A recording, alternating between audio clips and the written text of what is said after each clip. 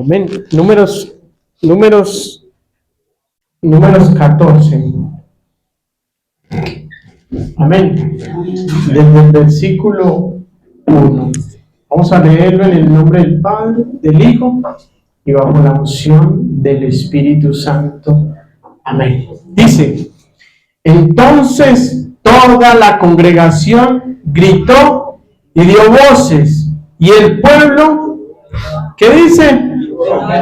Lloró aquella noche, y se quejaron contra Moisés y contra Aarón todos los hijos de Israel, y les dijo toda la multitud. ¿Qué dijeron? Ojalá muriéramos en la tierra de Egipto. Ojalá muriéramos. Miren lo que estaba diciendo esa gente. Ojalá muriéramos. ¿Y por qué nos trae Jehová a esta tierra? Para caer a espada, y que nuestras mujeres y nuestros niños sean por presa. ¿No nos sería mejor volvernos a Egipto? Y decían el uno al otro: designemos un capitán y volvámonos a Egipto. Entonces Moisés y Aarón se postraron sobre sus rostros delante de él toda la multitud de la congregación y de los hijos de Israel. Y Josué, hijo de Nun, y Caleb, hijo de Jefone, que eran de los que habían reconocido la tierra, rompieron sus vestidos y hablaron a toda la congregación de los hijos de Israel, diciendo: la tierra por donde pasamos para reconocerla es tierra en gran manera buena. Si Jehová se agradare de nosotros, Él nos llevará a esta tierra y nos la entregará, tierra que fluye leche y miel.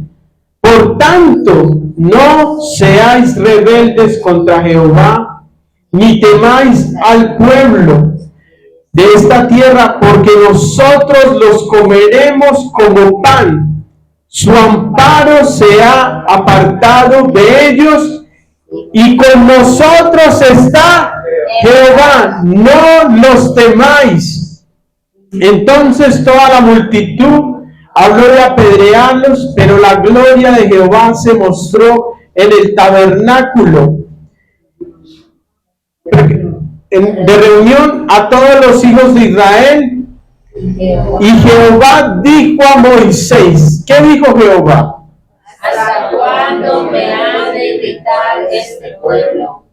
¿Hasta cuándo no me creerán con todas las señales que he hecho en medio de ellos? Amén. Mira lo que Dios dice: ¿hasta cuándo no me creerán con todas las señales que he hecho en medio de ellos? Amén y amén. Padre, háblanos en el nombre de Jesús. Amén. Hoy quiero hablarle de dos tipos de creyentes. Nosotros encontramos en la Biblia dos tipos de creyentes que han existido dentro del pueblo de Dios. Incluso lo encontramos hoy en día, esos dos tipos de creyentes. Pero también los encontramos en el pueblo que salió de Egipto, esos dos tipos de creyentes. Ambos fueron esclavos por 430 años, bueno, sus generaciones, sus padres, sus abuelos. Ambos tuvieron que hacer las mismas tareas en Egipto. Ambos tenían la misma cultura. Ambos conocían de Dios a través de lo que habían escuchado. Ambos tenían los mismos recursos. Ambos fueron salvados por Dios. Ambos comían el mismo alimento. Ambos trabajaban para el mismo faraón. Ambos conocían su historia.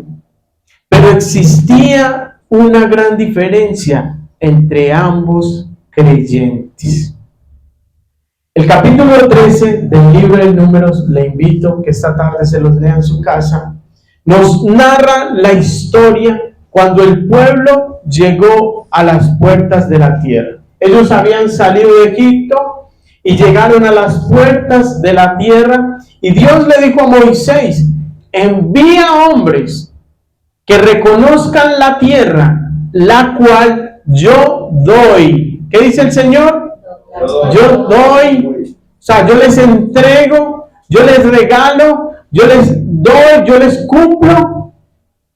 Dice: de cada tribu enviaré un varón, cada uno príncipe entre ellos. Entonces tenían que enviar, ¿cuántos hombres? 12 hombres, uno por cada tribu, ¿cierto?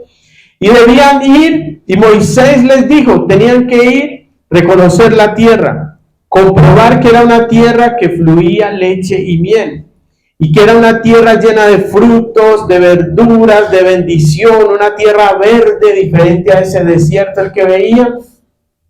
Tierra la cual Dios les había descrito aún a Abraham. Moisés también les dijo: además de esto, miren el pueblo que la habita. Miren si es fuerte, miren si es débil, miren si es poco numeroso. Y los 2 espías estuvieron 40 días en aquella tierra recorriéndola. Y a la vuelta, dice, trajeron un fruto de uvas.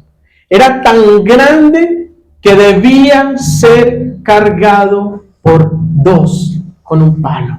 ¿Cómo sería? No es como el gajito que nosotros hoy comemos, que vale como 10,000 y trae 15 frutas, 15 uvas. No, ese era un racimo grande, el cual traían 2 en un palo. Imagínense, tan pesado que no lo podía traer uno solo, porque cuando Dios da en abundancia. ¿Sabe qué dice la Escritura? Que ellos llegaron, y cuando fueron enviados, dice la Escritura, usted puede leer, y era el tiempo de las primeras uvas, de las mejores uvas. O sea, Dios sabía en qué tiempo estaba mandando al pueblo. No lo mandó allá cuando no había vegetación, no, Él lo mandó cuando el fruto de la tierra estaba listo. ¿Por qué? Porque ellos tenían que comprobar que Dios era fiel con lo que dice. Muchas veces no, cuando Dios cumpla las cosas, usted tiene que recordar lo que Dios dijo, para que vea que como Dios lo dijo años atrás, tiempo atrás, 16 años, 17 años, como a mí unas promesas, pero que hoy se están viendo. Entonces han sido como Él las dijo. Pero ellos llegan y comienzan a contar el informe. ¿Sabe qué dijeron? Dice: nosotros llegamos a la tierra a la cual nos enviaste. Y dice: la que ciertamente, miren lo que estaban diciendo. ¿Qué significa ciertamente? Afirmativo, ¿cierto? O sea, estaban afirmando que como Moisés dijo, era. Entonces dice: la que ciertamente fluye leche y miel. Y muestran ese racimo y dicen: vea, y esto es fruto de ella. ¿Qué querían decir con eso? Que era real, que Dios no dice mentiras, que tal cual Dios lo describió. Ellos no conocían esa tierra. Recuerden que ellos fueron esclavos y venían por el desierto. Pero ahora estaban dándose cuenta que lo que Dios dice, eso se cumple. Y comenzaron a decir, entonces lo primero que dicen es: realmente es así. Pero mire el informe. Mas el pueblo que habita aquella tierra es fuerte. Sus ciudades son grandes, son amuralladas y fortificadas. O sea, tenían ejército, estaban fortalecidas. Y le dice: y también vimos los hijos de Aná. ¿Sabe quién eran los hijos de Aná? Era una raza de gigantes. Porque los gigantes existían. No así como las películas esas tan grandes, pero sí existían. Y dice que fue una mezcla entre los ángeles caídos y el ser humano. ¿Cierto? Allá los menciona en Génesis. Y hoy vuelve a mencionarlos cientos de años después. Lo mencionaron estos hombres. Dije, allá están descendientes, hijos de Aná. O sea, eran gigantes, eran grandes. Y les decían, y nosotros parecíamos pan para ellos. Lo primero que ellos reconocen es que Dios sí había dicho. Pero luego comenzaron a hablar mal entre el pueblo, diciéndoles que habían gigantes. Caleb trató de persuadirlos, Caleb trató de decirles, no, pero eso, y ellos dijeron que querían apedrearlos. Y estos 10 espías comenzaron a hablar mal. Comenzaron a decirle a sus familias, nosotros no podemos ir allá. Si nosotros vamos, esa gente nos va a matar. Esos van a utilizar a nuestros niños por presa. Van a tomar nuestras mujeres. Y dice que todo el pueblo dio voces. ¿Qué decía? Lloró aquella noche. Claro, se llenaron de temor. Se llenaron de angustia, se llenaron de miedo y comenzó el pueblo a decir, no, ojalá muriéramos. Como muchas veces a la boca del hombre, ojalá muriera mejor que vivir esta vida. ¿No escuchaba gente así? Mejor morir que estar viviendo esta vida. Ojalá muriéramos en este desierto o hubiéramos muerto mejor en Egipto. Y dijo, ¿para qué nos ha traído Jehová a este desierto? ¿Para entregarnos a nuestros enemigos? Incluso dijeron, designemos un capitán que nos regrese a Egipto, donde habían clamado a Dios. ¿Por qué? Por sus extracciones, por su humillación, por su esclavitud habían clamado. Y ahora estaban diciendo, no, ojalá mejor consigamos un capitán y volvámonos a Egipto. Y es lo que muchos piensan en los tiempos difíciles. Están siempre mirando atrás, recordando de dónde salieron, recordando de dónde estaban antes, de ese lugar que traía muerte, de ese lugar que decían que vivían felices, pero vivían angustiados, sin que pagar el arriendo, las cosas, ¿cierto? Recordemos, hermanos, recuerden la mujer de Lot. Dios sacó a Lot y su familia de Sodoma y Gomorra. Dios los saca a ellos, pero ellos salieron de allá, pero el territorio jamás salió del corazón de su esposa. La mujer de Lot fue y se paró y miraba a ver qué habían dejado atrás. Los últimos recursos, las mejores ollas, las mejores, la casa, los muebles, dejaron todo. Ella, su corazón estaba allá. ¿Y qué le vino? Muerte. Muerte le viene al que mira atrás. Muerte le viene al que siempre está su corazón viendo en la parranda, viendo en el alcohol, viendo en las cosas de atrás. Eso es muerte. O viéndonos que cuando yo antes tenía un trabajo, y vea, y eso, yo tenía un trabajo y yo, vea, sacaba plata de allá al escondido y vivía mejor. Eso es lo que ha pasado. Quizás no ustedes, pero sí pasa. Y allá sí tenía plata. Cuando estaba en el mundo, tenía plata, me sobraban las muchachas y esto y una cosa. Sí, el galán pues.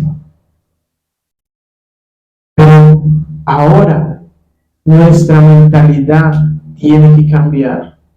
Porque estos hombres tenían la mentalidad todavía en Egipto.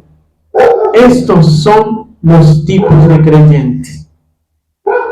Escuchen, los que tienen la mentalidad en las cosas terrenales y los que tienen la mentalidad en las cosas celestiales. ¿Qué dice Romanos 12:2?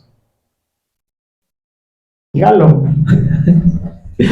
Dice, no os conforméis a este siglo, sino transformaos por medio de la renovación de vuestro entendimiento, para que comprobéis cuál es la voluntad de Dios, que es agradable, que es buena, agradable y perfecta.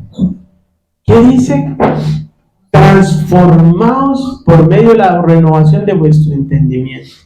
La traducción viviente, la nueva traducción viviente dice, no imiten las costumbres de este mundo. ¿Qué dice? No, entonces todo el mundo está festejando, entonces vámonos a festejar, ¿cierto?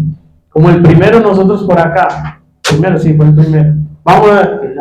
No imiten las cosas de este mundo, sino que dice, más bien deje que Dios los transforme en personas nuevas. ¿En personas qué? Nuevas. ¿Cuántos quieren ser nuevos? Amén. Pero dice, al cambiarles, escuchen, al cambiarles la manera de pensar. ¿Cuándo te conviertes en persona nueva? Porque por ahí dice Efesios que nosotros somos nueva criatura. ¿En quién? En Cristo. Pero nos dice que tenemos que despojarnos. ¿De quién? Del viejo hombre. De ese tenemos que despojarnos. A ese que le gusta el pecado. A ese que mantiene la pornografía. A ese que le gusta la lujuria. A ese que le gustan los chistes malos. A ese que le gusta esto. Hay que despojarse. Y vestirse del nuevo hombre, creado según Dios. Pero dice, queremos ser nuevos, pero no cambiamos nuestra manera de pensar. Y hoy no quiero enfocarme en el pecado, porque creo que Dios nos ha venido hablando mucho de dejarle el pecado, ¿cierto?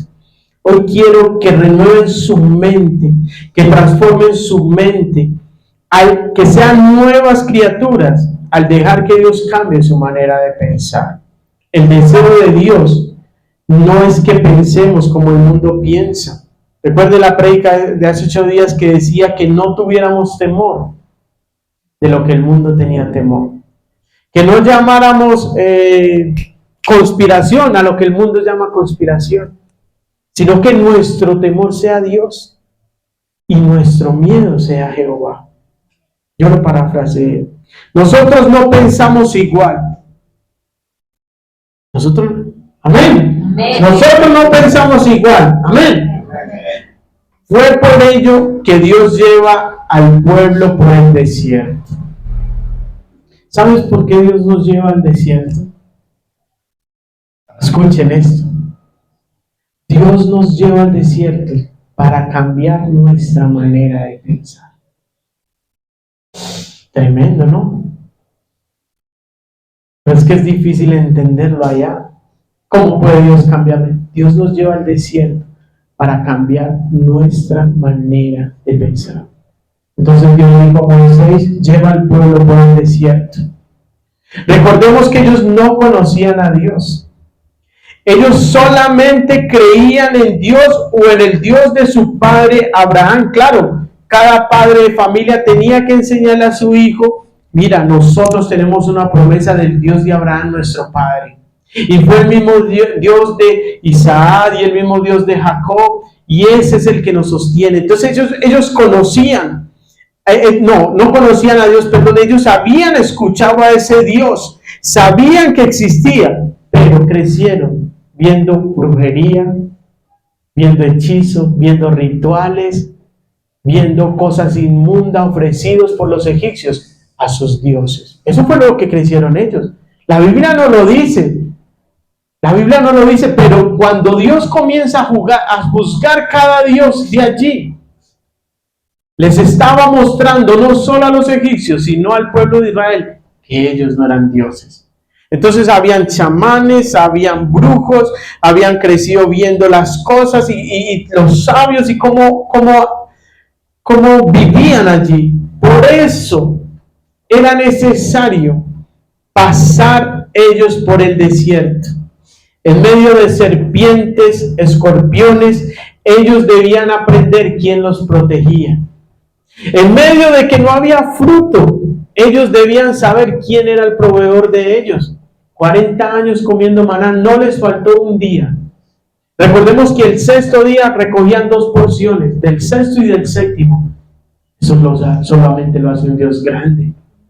Por eso cuando tú estás pasando por un desierto económico, ese que es económico, hay escasez, pero a usted nada le falta. Claro que llora porque no ve cómo pagar los servicios, cómo pagar el teléfono, cómo pagar. ¿cierto? Porque estamos por un desierto y tenemos que tener el mejor iPhone, con datos, una cosa, que no nos falte eso, ¿cierto? Y sin embargo Dios nos sostiene, ¿cierto? Pero ese desierto es temporal. Ellos tenían que aprender quién era el que les proveía, quién los protegía, quién los guiaba, quién los enseñaba. Es allí donde el creyente aprende a confiar solo en Dios. ¿Les ha pasado que cuando usted está en un desierto, bueno, usted tiene amigos por montón, ¿cierto? Antes. Pero empieza, entonces ya usted necesita que alguien le preste. No, ya esa persona no puede. No es que no quiera. Ojo, no es que no quiera. Es que Dios a veces nos tiene que quitar esos recursos en quien confiamos. No, tranquilo, amor, que es que si algo mi hermano me presta, yo sé que sí. Resultó que esa semana algo le pasó a su hermano y gastó toda la plata.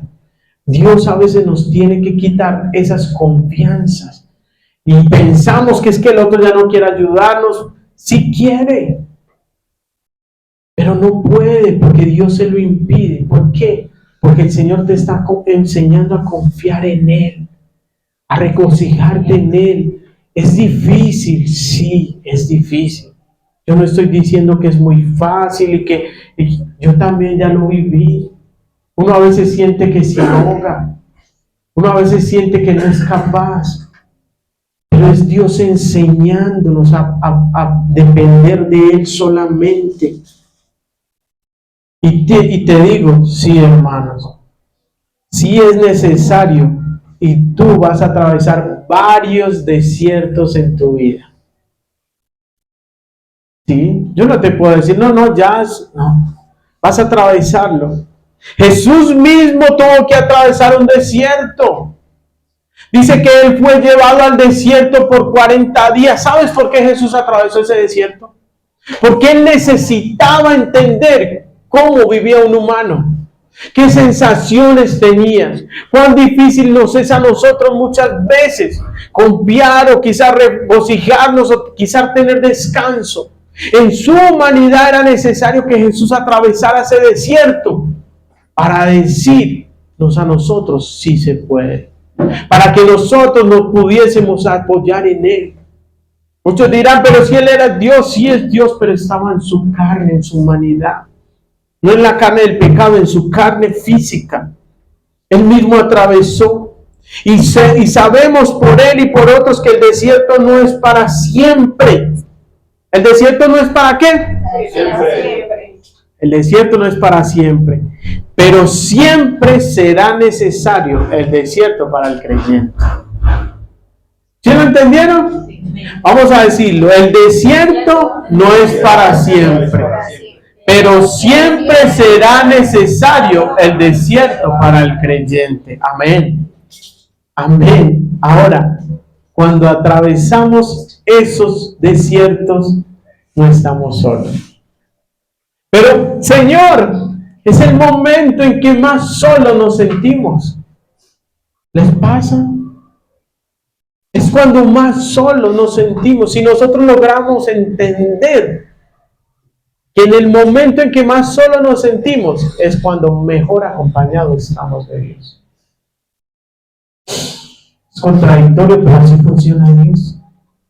¿Y por qué, pastor, por qué sabe que Dios siempre está con nosotros? Porque la Biblia lo dice.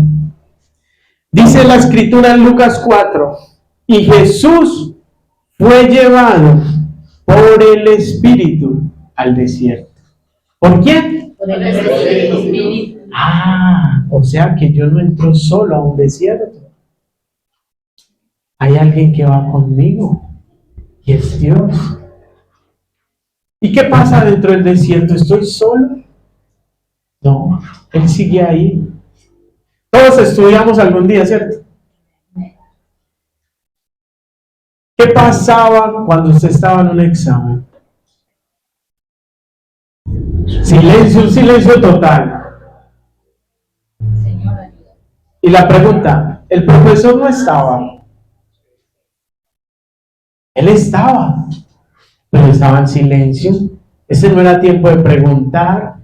Profe, no, ya hubo dos tiempos.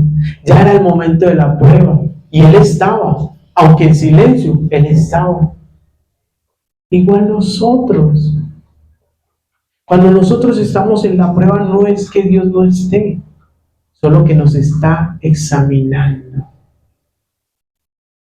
Él está mirando cuál es la actitud. Entonces el profesor se pasea por un lado y mira a los de esta esquina y mira que no vaya a sacar una hojita, que no levante el cuaderno, ¿cierto? Que no mire las manos, ChatGPT, ¿cierto? Ya a los profesores de ahora les toca, léeme esto, ¿eso fue creado con ChatGPT o que no, nada de eso. Pero Dios está ahí, al punto de que el mismo capítulo de Lucas dice, y Jesús volvió en el poder del Espíritu a Galilea. O sea, entró con el Espíritu y salió en el poder del Espíritu. Eso es lo que pasa. Ahí es cuando somos transformados. Dios siempre va a estar con nosotros. Cuando salió Israel de Egipto, dice que una nube iba acompañándolos a ellos en el desierto. ¿Saben por qué? Porque el desierto es caliente, es el punto más caliente de la tierra. El sol, imaginen un sol sin nubes. Por eso cuando se nubla usted siente calorcito, pero no es el sol. Pero cuando el sol está directo, los quema. Pero ellos iban con una nube. Y de noche dice una columna de fuego para que anduviesen de día y de noche, dice la Escritura. Pero eso anunciaba que Dios estaba con ellos, que Dios iba con ellos. Y es precisamente lo que necesitamos entender. No vamos a sentir quizás a Dios en la prueba, pero es porque necesitamos aprender de las cosas que hoy estamos hablando. Jesús les hizo una prueba a los discípulos. No sé cuántos sabían que Jesús les hizo una prueba a los discípulos. En el libro de Lucas dice que el Señor les habló de la parábola, no la que habla en Mateo 13, sino que les habló de la parábola del sembrado, ¿cierto? Cuando el sembrado sale a sembrar la semilla, dice que cayeron entre pedregales, cayeron entre espinos, que uno cayó en buena tierra y dio fruto, ¿cierto? También les habló de la semilla de mostaza, esta la sabemos todas, ¿cierto? Que la semilla de mostaza es la más pequeña de todas las semillas, pero que cuando germina da un árbol grandísimo. ¿Quién iba a pensar que de algo tan pequeño, eso es una cosita pequeña, un árbol grandísimo? Y que así es la fe del creyente. Les habló de la fe. Pero llega el momento de la prueba. Dice que el Señor, cayendo la tarde, les dice, pasemos al otro lado. ¿Qué les dijo? Pasemos, vamos al otro lado. Entonces se montaron todos en la barca. Y él, como estaba cansado y estaban en examen, ellos estaban en un examen, él se durmió. El Señor se acostó y se regocijó. Dice que se levantó una tormenta que movía las barcas, y dice que el agua se metía entre la barca y ellos se hundían y comenzaron a gritar de miedo y fueron a despertar a Jesús y le dijeron, Señor, ¿no te das cuenta que nos estamos ahogando? Y él se para y dice a los vientos que se callen y al mar, y estos le obedecen, y se hizo grande bonanza. Y les dice, ¿cómo no tenéis fe? ¿Cómo no tenéis fe? O sea, ¿cómo olvidaron todo lo que esta mañana, lo que en la tarde les conté de la fe? Yo les dije, pasemos al otro lado. ¿Estaba mintiendo? No, yo di una promesa que iban a pasar. Pero era el momento de la prueba. Y es necesario que Israel, cambiara la percepción que ellos tenían de Dios. Ellos necesitaban ver milagros. Ellos necesitaban ver señales, ver prodigios, ver maravillas. Dios buscaba con cada prueba aumentarles la fe. ¿Escucharon? Dios busca con cada prueba que tú vives aumentarte la fe. No es para la ruina, no es para dañar tu corazón, no es para matarnos, es para aumentarnos la fe. Por eso ellos vienen y se encuentran ese mar. ¿Y hacia dónde cogemos ahora? Pero Dios les abre el mar. Ellos pasan en seco, sus enemigos trataron de pasarla y cayeron postrados allí, ahogados en aquel lugar. Es necesario que tú entiendas que las pruebas van a darnos una mente renovada. Porque ahí está Caleb y Josué. Ellos son los únicos que tenían una mente renovada. Porque fueron 12 y 10 se quejaron y lloraron, pero 2 les dijeron no. Si Dios se agradare de nosotros, les dice, miren, recordemos que la tierra por donde pasamos es en gran manera buena. Si Dios se agradare de nosotros, Él nos llevará a esta tierra y nos la entregará, tierra que fluye leche y miel. Dice, por tanto no seamos rebeldes contra Dios. Y dijo, no temamos al pueblo de esa tierra. Dice, porque nosotros los comeremos como pan. Su amparo se ha apartado de ellos. En lo que ellos confiaban se apartó. Pero con nosotros está Dios. Ellos están solos, ellos confían en sus armas. Pero nosotros tenemos al Shaddai, al Dios Todopoderoso. No les temáis. Ellos saben qué estaba pasando. Miren, no es que Caleb y Josué estuvieran negando las cosas. No, ellos no estaban diciendo, no muchachos, no existen esos gigantes, no existen esos hombres armados. No, ellos no estaban diciendo eso. Porque no es negar, mire, transformar la mente. No es como muchos creyentes, no, eso en el nombre de Jesús no existe. Eso, no, esa enfermedad, ese cáncer, la persona muriéndose ahí de cáncer, no, eso no existe. Una cosa es que usted ore con fe y que Dios la levante, otra cosa es negar lo que está pasando. Pero ellos dijeron, no, el amparo, lo que ellos se confiaban se apartó. Y con nosotros está Dios. Por eso Moisés les dice al pueblo, les dice, Jehová peleará por vosotros y vosotros estaréis tranquilos. Eso dijeron estos 2 varones. Dios es el que pelea por nosotros. Dios es el que está con nosotros. En tiempos, dice, es cuando nosotros tenemos que cambiar la mentalidad del pasado y empezar a agradar a Dios. Que la mentalidad nuestra sea la mentalidad de milagros. Ay, amén. Amén, ahí por decir.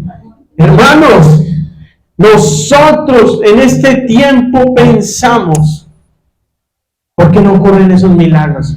Empieza la gente a dudar, no, eso eran cuentos. ¿Por qué no ocurren los milagros que había en la Biblia? ¿Por qué no ocurren hoy? ¿Por qué no vemos al cojo saltar? ¿Por qué no vemos al mudo hablar? ¿Por qué no vemos al ciego ver? ¿Cierto? Yo sé que, así me digan que no, muchas veces se han preguntado, ¿por qué no ocurren esos milagros? ¿Cierto?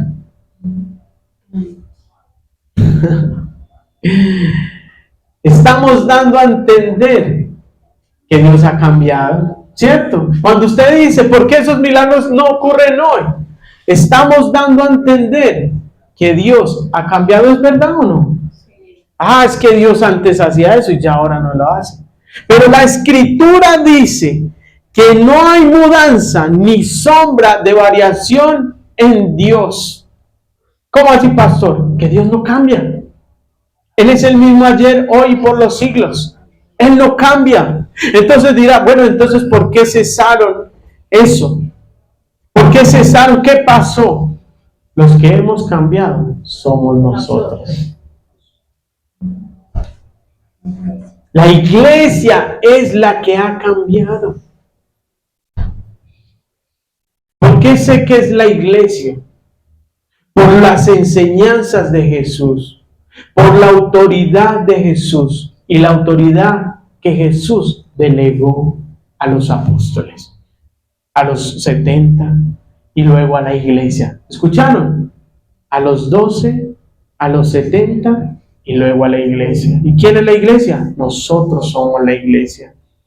Nosotros hemos dejado de confiar y de creer en los milagros de Dios.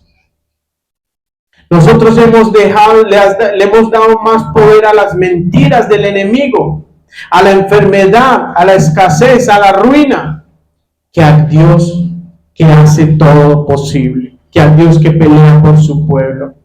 Somos nosotros los que hemos dejado de creer en los milagros de Dios, incluso cuando en unas ocasiones hemos visto el milagro. Es lo más triste. Uno ve el milagro y después está en la prueba y empieza otra vez a dudar. ¿Y saben qué dice el Señor? ¿Hasta cuándo me ha de irritar este pueblo? ¿Hasta cuándo no me creerán con todas las señales que he hecho en medio de ellos? Dios los saca mostrando su poder. Trajo un juicio contra los dioses egipcios, abrió el mar para que el pueblo pasase, les dio maná del cielo, les sacó agua de la roca, les dio carne cuando se quejaron. ¿Ven? Esto eran señales. Y el Señor dice, ¿hasta cuándo ustedes no van a creerme aún con todo lo que he hecho en medio de ustedes? Muchos creyentes llevan una vida y Dios les salva de una, y cuando pensaron que todo se iba a acabar, Dios los libra. Cuando pensaron que no podían pagar los servicios, los pagaron. Cuando que no pensaban comer, comieron. Y viene otra prueba y dudan. Con todas las señales que he hecho en medio de ellos. Hermanos, Dios se enojó porque eran muchas las cosas que Él había hecho. ¿Y saben que con Jesús pasó lo mismo? Jesús dijo a algunos judíos, si hago las obras de mi Padre, no me creáis a mí. Mas si la hago, aunque no me creáis a mí, creed a las obras. En Juan 14:11 dice, créenme que yo soy en el Padre y el Padre en mí. Y de otra manera, crean por las obras. Y un día, ¿sabe quién vino? Vinieron los fariseos. ¿Y sabe qué dijeron? Muéstranos, Señor. Así vienen muchos. Yo voy a creer en Dios si hace este milagro en mi familia. Con todas las señales que Dios hace diariamente entre nosotros.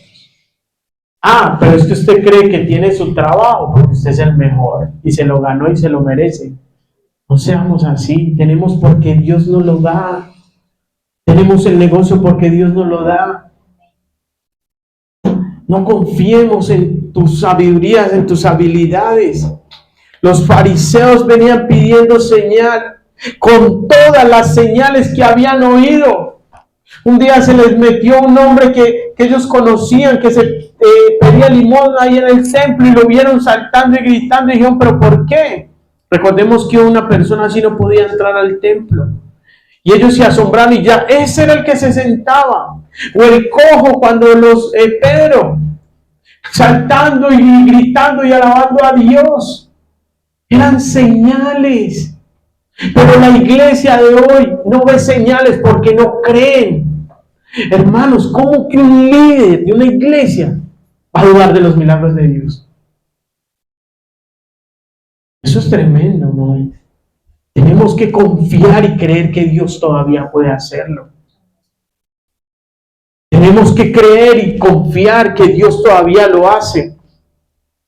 ¿Sabe por qué se caracterizó el ministerio de Jesús?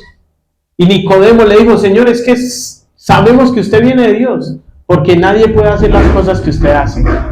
Eso le dijo Nicodemo. ¿Y quién era Nicodemo? Un principal. Era un hombre de esos, de ahí de los fariseos y de toda esa gente religiosa. Y él reconoce, es que nadie puede hacer las cosas que usted hace si Dios no está con él. Y el ministerio de Jesús se caracterizó por estas tres cosas. Discipulado, sí, necesitamos sus enseñanzas para poder madurar espiritualmente. Necesitamos la palabra, por eso aquí estudiamos la palabra. Aquí no venimos a hablar de psicología y de cómo es, no, de la palabra. Pero necesitamos la liberación. Saben que mucha gente y líderes religiosos y líderes que sirven a Dios dicen que si entonces echaron un demonio de un líder o algo, lo condenan, pero la liberación es para el pueblo de Dios. Ustedes no ven que un pastor está afuera ya orando por ese borracho para que le... No, pero sí está por el creyente para que el Señor quite ese alcohol de sus vidas, el vicio de sus vidas, ¿cierto? Pero es entre el pueblo. Entonces la liberación es para el pueblo, sino porque cantamos hay libertad en la casa de Dios. Y si Dios nos hizo libre. Y lo tercero, se caracterizó por sanidad. Hermanos, son muchos los necesitados de una sanidad entre el pueblo de Dios. Pues yo les pregunto, ¿es que solo habían enfermos en el tiempo de Jesús? ¿Cierto que no? ¿O en el tiempo de la iglesia primitiva? Todavía hay enfermos acá. Todavía hay enfermos y aún más. Hay otras enfermedades más raras todavía.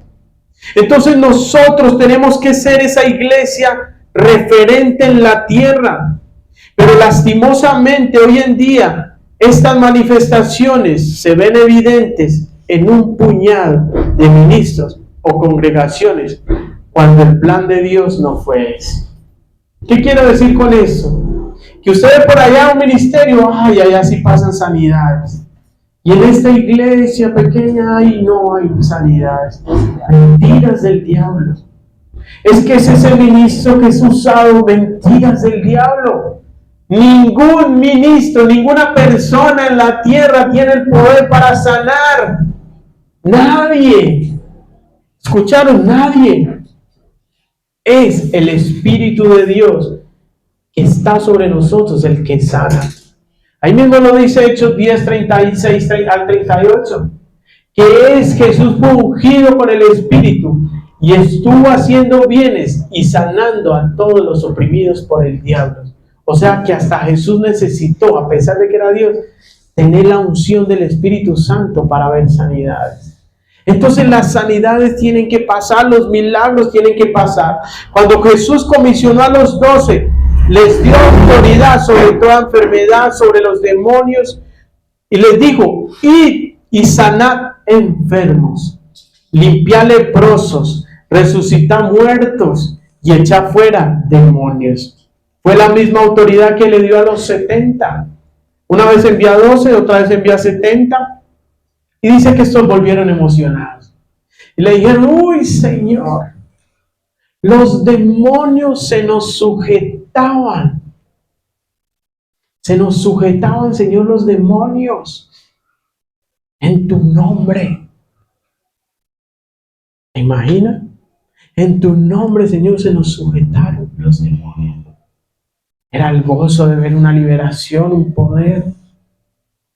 Hermanos, en Hechos de los Apóstoles, dice que los discípulos estaban preocupados por la venida del reino de los cielos. ¿De cuándo sería? Y Jesús les dijo, no se preocupen, no tomen carga por cuándo vuelvo. Pero les digo, pero ustedes van a recibir un poder cuando haya venido sobre vosotros el Espíritu. Y me seréis testigos en Jerusalén, en Judea, en Samaria y hasta lo último de la tierra. Era una nueva dispensación. ¿Saben cuándo inició la iglesia? cuando vino el Espíritu Santo sobre los 120 allí en el aposento alto. Está en el libro de Hechos capítulo 2 para los que quieren leerlo. En ese momento el Espíritu Santo vino a darles poder. ¿Para qué? Para hacer milagros.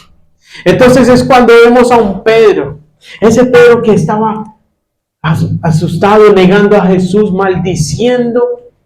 Ahora lo vemos parado, diciendo que Jesús era el Hijo de Dios, que ustedes mataron al autor de la vida, que a ese que ustedes mataron, Dios le ha hecho juez y parte, que Dios lo levantó y lo puso a la diestra del Señor.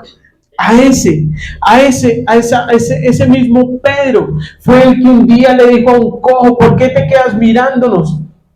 Míranos, perdón. Le dijo: míranos, y de lo que tengo te doy en el nombre de Jesús, levántate y anda. Eso tiene que pasar, porque era ese Pedro al que le ponían los enfermos, porque eran tantos, para que al menos su sombra, así como voy pasando por aquí donde Noelia, su sombra cayera y pudieran recibir sanidad. Hermanos, en la unción, ¿lo dudan? Pablo dice que de tal manera, dice la escritura en Hechos, que aún se llevaban los paños. Pablo sudaba predicando allá en Corinto, allá en Éfeso, y apenas terminaban, se llevaban el paño. ¿Y saben qué hacían con él? Los ponían sobre los enfermos y sanaban, y los ponían sobre los endemoniados y eran libertados. Hermanos, lo dice la escritura. Los espíritus malos salían. Eso era la iglesia primitiva.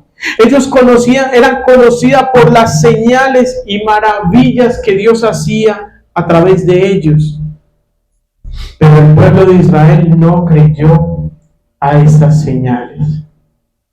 Hubo un grupo de creyentes que no le creyeron a Dios, aún con todas las señales que habían visto. Es necesario que tú hoy renueves tu mente. Jesús dijo en Marcos: y estas señales seguirán a los que creen. Miren cuáles son. En mi nombre echarán fuera demonios, hablarán nuevas lenguas, tomarán en las manos serpientes, y si bebieren cosa mortífera no les hará daño. Sobre los enfermos pondrán sus manos y sanarán. ¿Pero qué dice? Y estas señales seguirán a los que creen. ¿Lo entienden? ¿Lo entienden? Las señales, los milagros siguen al que cree. No es al revés. Si tú crees, las señales te van a acompañar. Si tú crees, los milagros te van a acompañar. Si tú crees, sanidades van a acompañarte. Es si creemos, no es al revés. Entonces no es que Dios haya cambiado, sino que el pueblo de Dios es quien ha cambiado y ha dejado de creer en las señales y maravillas.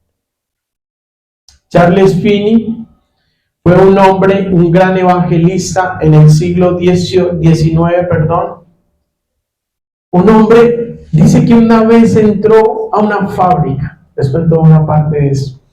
Entró a una fábrica, él era abogado antes y se había convertido al Señor. Y él deseaba tanto la presencia de Dios y la unción que comenzó a buscarlo. Y dice que se volvió tan real la presencia de Dios en él, que en una ocasión él entró a una fábrica. Y él entró, como decir, venía a visitar a alguien allí, a uno de las personas jefes de los de arriba. Dice que mientras él comenzó a caminar, dice que la gente dejó de hacer su trabajo y comenzaron a llorar. Y mientras más caminaba, más comenzaban a llorar. Y comenzaban y no entendían, y el jefe o el presidente de la empresa le dijo: yo ya no entiendo. Dejen todo su trabajo y comiénzales a predicar. Cuando Dios va contigo, las señales ocurren. ¿Saben qué pasa? Dice que nosotros tenemos que llevar a todo lugar el olor de su conocimiento. En todo lugar. Tú no tienes que decir yo soy cristiano. No, ya, te sigue. ¿Qué tiene usted que cuando llegó empecé a cambiar? No, él no conmigo. Entonces los pastores de su época, nosotros tenemos que saber que es la iglesia. ¿Quién es la iglesia? Nosotros. ¿Quién es la iglesia? Díganlo todos. Nosotros. Listo, escuchen esto. La iglesia es culpable de no tener un avivamiento. Tanto como los impíos son culpables de no convertirse a Dios cuando se les predica. ¿Entendieron esto? La iglesia es culpable de no tener un avivamiento, tanto como el incrédulo de afuera es culpable de no convertirse a Dios cuando se le predica el evangelio. En todas las iglesias de la tierra tienen que haber señales, maravillas y prodigios, porque es que si Dios está, estas cosas acontecen. Hermanos, necesitamos sufrir una metamorfosis. Necesitamos sufrir un cambio de naturaleza, como las orugas, como las orugas. ¿Saben cómo son las orugas? La oruga se convierte y se mete en una pupa 8 o 15 días. Y cuando sale, vuela. Una nueva... Yo cuando supe que las mariposas eran gusanos, yo me quedé asombrado. O sea, me impactó de una manera. ¿Cómo es que un día es un gusano y de repente es una mariposa? Pero ¿sabe dónde surgió ese cambio? Escondido en su pupa. ¿Sabes dónde, Damir, surge ese cambio? En tu pupa con Dios. Metido en la intimidad con Dios. Porque eso le pasó a Caleb y a Josué. Dice que Moisés levantó el tabernáculo y Moisés venía a buscar a Dios. Ya está la presencia de Dios. Y dice que Moisés volvía a su casa, pero Josué se quedaba en la tienda. Se quedaba donde está Dios. Usted quiere transformar su mente. Acá se transforma su mente. Es la escritura la que transforma la mente del creyente. Es la intimidad la que va a hacer que hayan señales y prodigios. Hermanos, ¿por qué esta palabra? Porque el Señor nos ha dicho que tiene un tiempo para nosotros, ¿cierto? Hay un tiempo oportuno para nosotros. Pero si nosotros no renovamos la mente, no vamos a alcanzar ese tiempo oportuno. ¿Por qué lo sé? Porque el tiempo oportuno para el pueblo era entrar en ese momento. Dios dijo: la tierra que les doy, y ellos no entendieron el tiempo. 24 horas después, a la mañana siguiente, cuando Dios se había enojado, dijeron: no, ¿sabes qué, Moisés? Estuvimos pensándolo y sí vamos a ir. Pero Moisés les dijo: no vayan, porque esto no les va a funcionar. Y el pueblo se obstinó y fue, y dice, y Moisés y el arca de Jehová se quedaron. Y el pueblo salió huyendo de sus enemigos. Si tú no entiendes el tiempo, miren como el relojito. Hay un tiempo separado para ti. Hay un tiempo para ti. Pero si tú no lo crees, si tú no transformas tu mente, tú te lo vas a perder. Tu familia se lo va a perder. Cuando tú no... Hay momentos, miren, por decir, hay momentos en que usted tiene que discernir el tiempo. Cuando nosotros estuvimos en el velorio de mi mamita, de esos días yo sentía, ya se los confieso, hace días atrás yo sentía que debía preparar algún tema sobre la muerte, sobre eso. Y no sabía qué iba a hacer ahí en el velorio de mi mamita. Yo prediqué, o sea, uno se llena de nervios porque ahí hay gente, no es la iglesia, es gente que no conoce de Dios, gente llena de rencor, gente llena de cosas, ¿cierto? Entonces no es lo mismo. Pero yo quería una señal de que Dios había tocado a las personas. Entonces llegaron una gente que no conocía. Entonces después se acercó, cuando terminé la reflexión, se acercó una dama que es creyente y dijo: mi hija es dura, pero mi hija, cuando usted estaba hablando esas palabras, como que hasta lagrimió y hizo la oración de fe. Pero yo sabía que debía una señal más.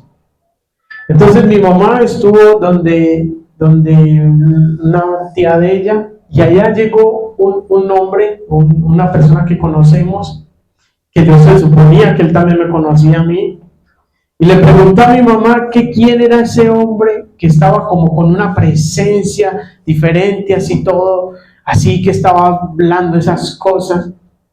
¿Sabe quién era? Era una persona, la que menos creía yo, que iba a llegar esa palabra al corazón.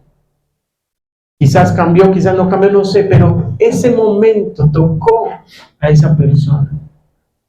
Entonces uno tiene que aprender cuándo es el tiempo. Y cuando usted vea ese tiempo, no lo dude. Hable, abra su boca, porque Dios se va a glorificar. Hermanos, es tiempo de que tú le creas al Señor.